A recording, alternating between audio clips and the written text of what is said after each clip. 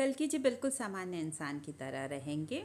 चलिए इस बात को देखते हैं। मैं प्रीति सोनी छत्तीसगढ़ से। फ्रेंड्स, जैसा कि कल्कि जी के बारे में सब जानते हैं कि बिल्कुल नॉर्मल इंसान रहेंगे हमारे, और बिल्कुल आपकी तरह। ये भी हो सकता है कि हमसे भी ज़्यादा परेशान रहे। तो सबको लगता है कि वो भगवान है तो नॉर्मल क्यों है। जिससे बाकी भगवान आते ही चमत्कार दिखाना शुरू कर दिए, तो उनके चमत्कार क्यों नहीं दिख रहे हैं। और इतने एज तक के, वो भी आश्चर्य की बात है कि 25 साल के होने के बाद जैसे सामने आएंगे, हम कहते हैं, अनुमान लगाते हैं, तो भी ये बहुत बड़ी बात है। तो उसका रीज़न ये है फ्रेंड्स कि वो जिस युग में आते हैं उस युग के अनुसार वो अपने आप को ढाल लेते हैं। अभी आएंगे तो वो धोती कुर्ता तो पहनेंगे ही नहीं, अभी के सारे कपड़े पहनेंगे ना। और अभी की तरह उनको कंप्यूटर चलाना भी आएगा, और बिल्कुल नाच गाना सब कुछ अभी की तरह आएगा। अभी की जनरेशन के हिसाब से रहेंगे। पुराने आएंगे, पुराने जनरेशन के हिसाब से तो कैसे काम चलेगा। और एक बात, किसी ने कमेंट में पूछा भी था कि कल्कि जी की कुंडलिनी जागृत होगी क्या, और भगवान और हम में क्या अंतर है। तो बिल्कुल होगी। वो जब आएंगे ना, तो वो भी, उनको भी मेडिटेशन ध्यान करना ही पड़ेगा। क्योंकि जो भी इंसान के रूप में आता है तो उसकी कुंडलिनी जागृत जरूर होती है। मैं जो भक्तों की बात कर रही हूँ, या जो भगवान से मिलना चाहते हैं उनकी बात कर रही हूँ। वो ध्यान करते हैं, उनकी कुंडलिनी जागृत होती है। और कुंडलिनी जागृत होने के बाद जो असीम सुख आनंद मिलता है ना, इसी के लिए बोलते हैं कि देवता भी बार बार धरती पर जन्म लेते हैं, इसी असीम आनंद को पाने के लिए। और एक बात, सबकी कुंडलिनी समझ जाओ अलग अलग की तरह होती है। मतलब भगवान और हमारे में क्या अंतर है ये बता रही। तो सबकी कुंडलिनी शक्ति ना अलग पावर की होगी। कोई थोड़ा कम भक्त होता है तो उसकी बैटरी कम पावर की होगी, है ना। और जो ज़्यादा बड़ा भक्त होता है उसकी बैटरी ज़्यादा पावर की होगी। लेकिन जो इंसान है उनकी बैटरी भगवान की अपेक्षा कम ही पावर की होगी। और भगवान की बैटरी कैसी होगी? भगवान की बैटरी होगी असीम पावर की। हम लोग बोल रहे हैं ना कि कल्कि जी कब सामने आएंगे, कब सामने आएंगे। वो तभी आएंगे जब उनकी कुंडलिनी जागृत हो जाएगी। कुंडलिनी जागृत होने के बाद ही वो संसार के सामने आएंगे। क्योंकि देखो, जब उनकी कुंडलिनी जागृत हो जाएगी तो संसार को बदल देंगे ना, उसके बाद फिर वो सामने आएंगे। कुंडलिनी जागृत होने के पहले नहीं आएंगे। और एक बात, धीरे धीरे, जो मैं बार बार बोलती हूँ कि कल्कि जी की एनर्जी फील हो रही है हम लोग को, तो कल्कि जी की एनर्जी फील क्यों होती है हम लोगों को? इसीलिए हो रही है, वो ध्यान कर रहे हैं। वो योग के द्वारा अपनी कुंडलिनी को जागृत करने की कोशिश कर रहे हैं। इसकी वजह से जैसे जैसे उसकी उनकी कुंडलिनी जागृत होती जा रही है, हम लोगों को भी फ़र्क पड़ता जा रहा है। मैं बोलती हूँ ना कल्कि जी की एनर्जी फील हो रही, इसलिए ही कहती हूँ क्योंकि हम लोग तो हैं परमात्मा के अंग। तो जब परमात्मा की कुंडलिनी ऐसी जागृत हो रही, जबकि वो मतलब अभी धरती पर है प्रेजेंट में, इसलिए हम लोगों को उनकी एनर्जी का ऐसा फल मिल रहा है। तो जो धरती पर आएगा वो कुंडलिनी जागृत करेगा और भगवान को पालेगा। कुंडलिनी का जागृत होने का मतलब ही है कि मोक्ष की प्राप्ति होना। सबकी कुंडलिनी शक्ति जागृत नहीं होती। कई लोग कोशिश करते हैं फिर भी नहीं हो पाती। लेकिन अभी के टाइम पे जितने भक्त दुनिया में हैं, वो सबकी कुंडलिनी शक्ति खुद ब खुद जागृत हो जाएगी। इसलिए तो बोलती हूँ, अगर इस चीज़ को फील करना है ना, तो आप लोग थोड़ा सा ध्यान करिए, है ना। और एक बात और, मैंने बताया था ना कि अभी जो दुनिया में हैं, जो भी जो भगवान के भक्त हैं, वो काफ़ी स्ट्रांग है ना, जो सरवाइव कर पाए ऐसा। तो वही स्ट्रांग जो भक्त हैं, इसलिए ही उन सब की कुंडलिनी शक्ति जागृत होगी ही होगी। किसी किसी को कुंडलिनी शक्ति का अनुभव भी हुआ होगा। जब आपको लगता है कुंडलिनी शक्ति कैसे जागृत होती है, बिल्कुल एक बार में नहीं होती, बिल्कुल धीरे धीरे करके अभी के टाइम पे एनर्जी फील हो रही है। और जो ऐसा बोलता है ना उसकी कुंडलिनी जागृत है, ये वो उस ऐसी ही बातें हैं। उसको थोड़ा बहुत जो है ऋण में फील हो जाता होगा, उसको लगता होगा उसकी कुंडलिनी जागृत हो रही है। ऋण में फील होना, ठंडा गर्म लगना, ये बिल्कुल अलग मैटर है। चलो कभी दर्द हो जाती है, झंझनाहट हो जाती है, ये सब अलग मैटर है। कुछ चल रहा है ऊपर, ऐसा भी लगता है। पर ये कुंडलिनी जागृत नहीं होती। हाँ, कुंडलिनी की थोड़ी थोड़ी एनर्जी जो है ऊपर जाने लगती है।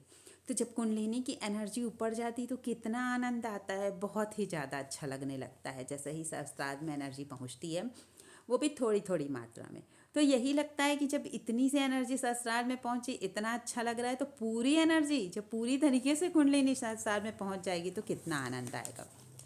इसी आनंद को हर कोई पाना चाहता है। इसी आनंद के लिए सब पागल बने हैं, इसी के लिए सब घूमते रहते हैं। जो भक्त होते हैं ना, उनकी भी कुंडलिनी शक्ति जागृत होती है ना, तभी वो भगवान के लिए पागल हो जाते हैं। उनको दुनियादारी से फिर कोई मतलब नहीं होता। अच्छा, एक और बात, किसी ने कहा था कि हमारा समाज के लिए क्या फ़र्ज है। तो फ्रेंड्स देखिए, समाज के लिए हमारा फ़र्ज है, हम लोग जो हैं गृहस्थ में हैं और अभी संसार में हैं। तो जो संसार में है उसको पूरी तरीके से 100% अपना कर्तव्य निभाना चाहिए। लेकिन समाज से भी पहले सबसे बड़ा फ़र्ज हमारा अपने लिए है। एक बात है कि हम जब अपने से प्रेम करेंगे तब तो दूसरे से प्रेम कर पाएंगे। हम जब चिड़चिड़े से रहेंगे, क्योंकि कुछ में ध्यान नहीं देंगे, भगवान में मन नहीं है, तो मन तो चिड़चिड़ा रहेगा ही। कोई भी आध्यात्मिक काम करते नहीं हम तो फिर चिड़चिड़ाएंगे ही। तो इससे क्या होगा, फिर हम दूसरों पे भी गुस्सा निकालेंगे, तो वो कौन सा हमसे खुश रह पाएगा।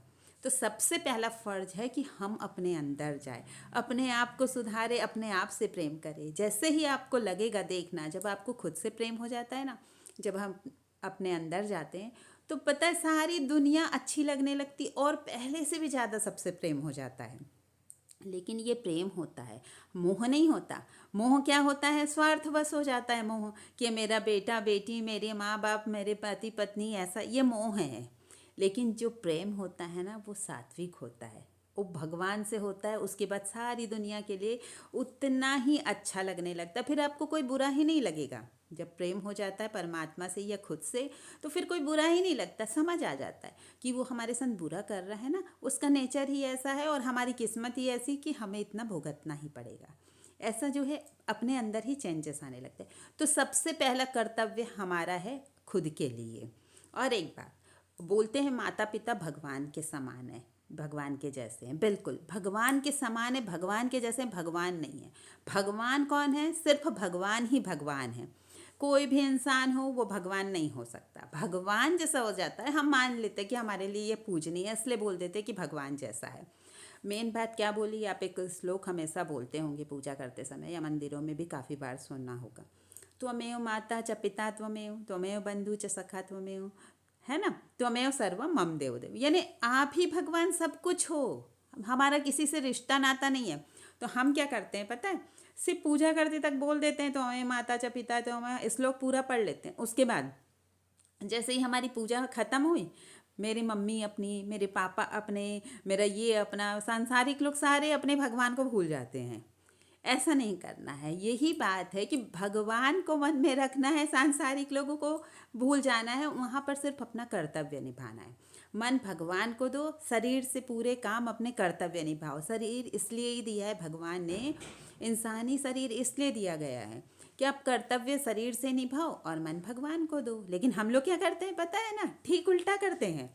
बस पूजा कर रहे हैं तो शरीर से कर रहे हैं, मन तो संसार में है, मन तो यहाँ वहाँ भटक रहा है। इसी को थोड़ा अपने अंदर चेंजेस लेके आना है हमें। और एक बात है, अभी कहा ना आपको कि कल्कि जी आएंगे ना, तो वो पूरी दुनिया बदलेंगे। दुनिया बदलने के बाद वो हमारे सामने आएंगे। तो फ्रेंड्स, दुनिया बदलने के बाद वो सामने आएंगे, है ना, वो चिल्लाएंगे नहीं, वो सबको नहीं कहने चाहेंगे मैं कल्कि, मैं कल्कि। वो गाना नहीं बनाएंगे कि मैं कल्कि हूँ। उनको दुनिया खुद ही उनके कर्मों से पहचानेगी, है ना।